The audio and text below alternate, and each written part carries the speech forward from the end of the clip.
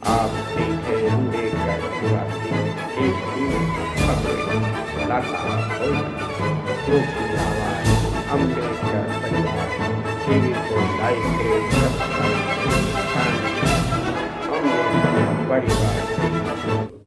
जय भीम नमो बुधाय। अम्बेडकर परिवार टीवी में सभी का स्वागत है और एक भीम का जलवा से आए हुए हैं सर्वेश कुमार गौतम जी हैं, तो इनसे हम कुछ बात करेंगे। कुछ चर्चाएं हैं सोशल मीडिया पर, कुछ अफवाहें फैलाई जा रही है कि संविधान के बारे में। सबसे पहले आपके यूट्यूब चैनल को बहुत बहुत धन्यवाद और बहुजन समाज के सभी महापुरुषों को नमन करता हूं और बहुजन विचारधारा के लोगों को बहुत बहुत धन्यवाद, मानने वालों को। और जो है आपने बहुत अच्छा बात कहा मेरे से कि संविधान के बारे में बहुत तरीके के लोग अफवाहें उड़ा रहे हैं तो सोशल मीडिया पे आ कर के।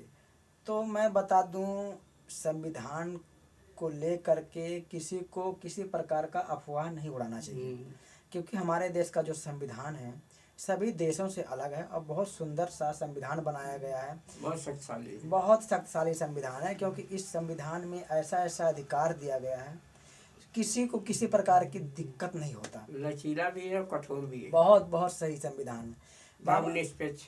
हाँ, मतलब इसमें आप कोई भी धर्म आप मान सकते हो, आपको कोई रोक नहीं है। किसी एक धर्म को नहीं मानते। बिल्कुल नहीं, बिल्कुल बिल्कुल बिल्कुल। बाबा साहब ने ये अधिकार दिया है कि संविधान में आप किसी मतलब संविधान में ये अधिकार दिया, आप कोई भी धर्म मानिए, आपके अधिकार से कभी भी कुछ आपको नहीं किया जाएगा वंचित। कानून है। हाँ, लेकिन ये एक कुछ नाम उछाल रहे हैं लोग, वो संविधान लिखे बाबा साहब को नहीं बता रहे हैं। हाँ, कि अफवाहें क्यों फैलाते हैं ये लोग? ये देखिए जो अफवाहें फैला रहे हैं ये दिमाग पहले क्या थे, पानी पिलाते क्या करते थे? BN राव जो थे बाबा साहब के ऑफिस में, वो पानी पिलाने का काम करते थे। अच्छा। हाँ, इसीलिए उनका साइन कहीं नहीं मिलती। ये दोस्तों ये संविधान है, ये संविधान है। जो लोग कहते हैं कि BN राव जी ने संविधान बनाया है, तो ये संविधान हमारे पास पड़ा हुआ है।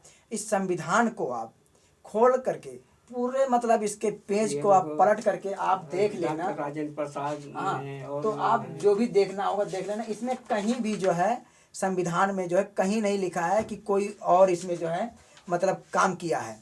टोटल भार जो है बाबा साहब के ऊपर था। इनमें के जितने मेंबर थे सब चले गए छोड़ के। कोई बीमार, कोई काम छोड़ के चला गया, कोई कहीं चला गया, कोई कहीं, सारे लोग जो है इस काम का भार पूरा बाबा साहब को दे करके गया अपने जिम्मेवारी से। हाँ, तो दोस्तों मैं बता रहा हूँ, जिन लोगों को बेवकूफ़ी है, बेचैनी है, परेशानी है बाबा साहब के संविधान से, कि जो कहते हैं बाबा साहब ने संविधान नहीं, तो आप लोग इसको एक बार पढ़ें जरूर, तो आपको पता चल जाएगा संविधान कौन बनाया है। तो बाबा साहब से डॉक्टर राजेंद्र प्रसाद को सौंपे हैं, तो बाबा साहब नहीं लिखे होते कैसे सौंपते हैं? तो वही तो मैं कह रहा हूँ, जो लोगों की गलत कैसे अफवाह फैला रहे लोग। अरे हमको तो हमारा कहने का मतलब ये है कि लोगों को तो कह देना है कि ये चीज़ मैंने किया है, लेकिन जब उनसे पूरा उनकी बायोडाटा मांगा जाए तो नहीं दे पाएंगे। संविधान की जो कॉपी है भारत में नहीं विदेश में भी है, ये कई जगहों पे है, बहुत जगहों पे है। अभी इसको लंदन वाले तो झूठ बोलेंगे। बिल्कुल नहीं झूठ बोलेंगे। अभी तो ये कैसे कह रहे हैं कि ये जो कह रहे हैं कि बाबा साहब संविधान नहीं, वो अंधभक्त हैं उनको। इसीलिए तो जो है बाबा साहब की पेरिस यूनेस्को में जो है। हाँ, अभी तो नया लगा मूर्ति, अभी 26 नवंबर। हाँ, 26 नवंबर का लगा है संविधान दिवस को। हाँ, बताइए, इतने बड़े हेड क्वार्टर में, तो दुनिया का सबसे बड़ा हेड क्वार्टर। हाँ, तो जो लोग लग गया, तो जो लोग जो बाबा साहब के संविधान हल्ला बोलते हैं, जो लोग बाबा साहब के संविधान का विरोध करते हैं, बाबा साहब की कहीं भारत में मूर्तियां लगता है हाई कोर्ट, सुप्रीम कोर्ट में, तो उसकी विरोध करता है। अब जाके लंदन में विरोध करें ना, ये अंधभक्ति जितने हैं, अंधभक्तों के ऊपर इतनी न करें, बस अपने लोगों को मूर्तियां लगवा के दिखाएं। हाँ, नहीं लगे, नहीं, जो अंधभक्त कहते हैं बाबा साहब का संविधान, वहां जाके बोलते हैं अभी देखो उनको अंदर करके ठूस देगा, फिर संविधान ही उनको निकालेगा बाहर। नहीं थी अपने ही लोगों को, जिसको ये लोग मानते हैं। हाँ, उसी की मूर्तियां लगवा के देख नहीं लगवा पाएंगे, यूनेस्को पे नहीं लगवा पाएंगे, नहीं लगवा पाएंगे लंदन में। अरे भाई, मैं तो साफ कहता हूँ, कोलंबिया विश्वविद्यालय हमारे देश के जो प्रधानमंत्री जी हैं जब विदेश में जाते हैं, उनसे बात करते हैं लोग, तो क्या बताते हैं वो? कहते हैं मैं बुद्ध की धरती से आया हूँ। कभी उन्होंने ये नहीं कहा, हाँ, कभी ये नहीं कहा कि मैं राम की धरती से आया हूँ। क्यों नहीं करते? क्योंकि वहाँ के राम के बारे में कोई जानता नहीं। अच्छा, जानते नहीं लोग। बुद्ध के बारे में लोग भारत को जानते यानी हैं। कि जो है बुद्ध, तथागत बुद्ध और बाबा साहब हाँ, पूरे दुनिया में छाए हुए। बाबा साहब और तथागत बुद्ध जी के बारे में ही लोग, विदेश के लोग जानते हैं। अच्छा, भारत का नाम है इन्हीं हाँ, लोगों के नाम से। भारत का जो नाम है ना, इन्हीं लोगों के नाम से यही चलता है। हमारे जो महापुरुष इन्हीं लोगों के नाम से चल रहा है। अच्छा, बाकी लोग जितनी मर्जी यानी कि जो भी प्रधानमंत्री, मंत्री जो भी जाता है, सांसद, विधायक, ये दो महापुरुषों के नाम से ही वहाँ रह पाता हाँ, है। वो बताते हैं कि वहाँ उनके एंट्री नहीं है। एंट्री नहीं है विदेशों में। विदेशों में जो है बुद्ध को भी यहाँ जाना तो जाता है। दूसरा नाम आते ही दूसरा अरे भाई, राग लाप देते हैं। अभी आप एक छोटी सी बात देखे होंगे, जो अयोध्या का राम मंदिर बना है, कई सालों से तिरपाल से ढका हुआ था। हाँ, बंद था ना। तो इसी संविधान ने इसी संविधान ने उस मंदिर को बनवाने का काम किया है। इसी संविधान से मंदिर में जो है मंदिर बना है दोस्तों। और लोग कहते हैं कि संविधान हमारे देश का सही नहीं। अगर ये संविधान नहीं होता तो फैसला नहीं होता।